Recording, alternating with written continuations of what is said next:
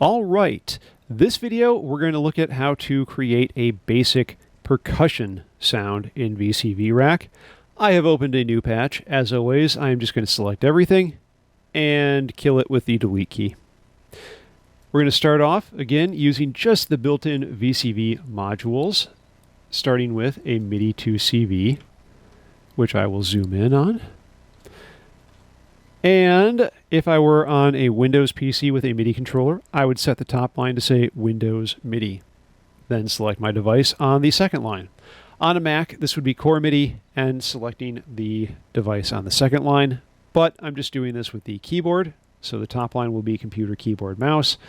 And the middle line will be QWERTY keyboard, regardless of which system you are on. This has to go somewhere, so I'm going to right-click and create an Audio 8. On Windows, it would be WAS API. On Mac, Core Audio. And then select your device on the second line. I will be using ASIO so that I can do loopback recording.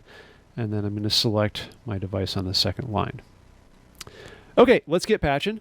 Percussion is pretty easy. It just requires 4 additional modules.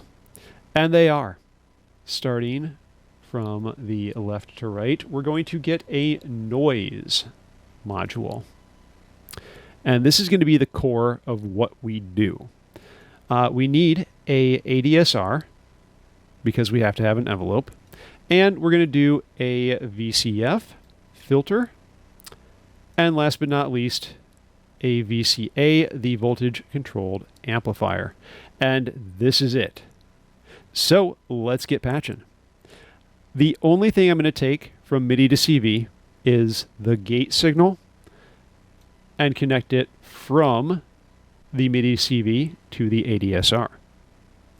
Now with the ADSR, it's going to be percussion, so it's going to be really, really super quick, which means I'm going to take my attack all the way down to 1 millisecond. Sustain is going to be 0%, release is going to be 1 millisecond, and I'm going to take my decay down just a little bit, 33-ish milliseconds is good. Then I'm going to take my VCF, I'm going to open up the cutoff all the way, open up my drive just a little bit, and now here's how it's going to work. I'm going to take the output of my ADSR envelope, and that's going to control the VCA. So it goes to the top, to the CV input. But what is going to get in there? I'm going to take white noise out of noise and send that into the input of the filter. Then I'm going to take the low pass filter output into the input of VCA.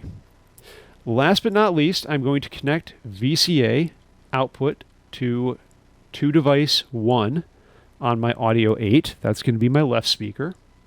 Then I'm going to hold down Control on a PC or a Command on a Mac, connect the output of VCA to device 2, which will be my right speaker.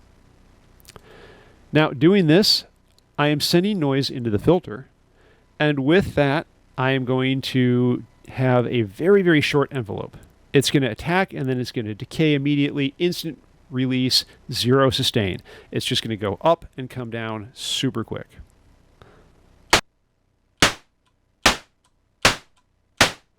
That's it. That is super basic percussion. In fact, I'm holding down a key.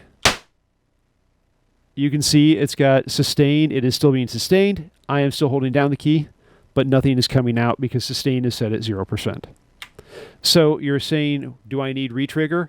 No. It is so fast that it really doesn't need retrigger. I suppose we could do retrigger, or we could just take the decay down even more.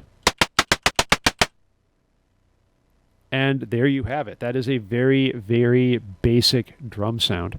I can refine it a little bit by playing around with the res settings or the cutoff. On the filter, I can increase the drive. But really, that's all we need. We just need noise going to a filter with a super, super short attack and decay, 0 sustain, 0 release on the ADSR. That goes to the amp, and then that goes out. A lot of fun. A lot of stuff you can do with this, especially if you're doing it with a hardware synthesizer. It's really fun to set this up and then have a sequencer trigger the gate on the ADSR. You can get some cool stuff with that, especially if you then send it on to a reverb module. So have fun, happy patching,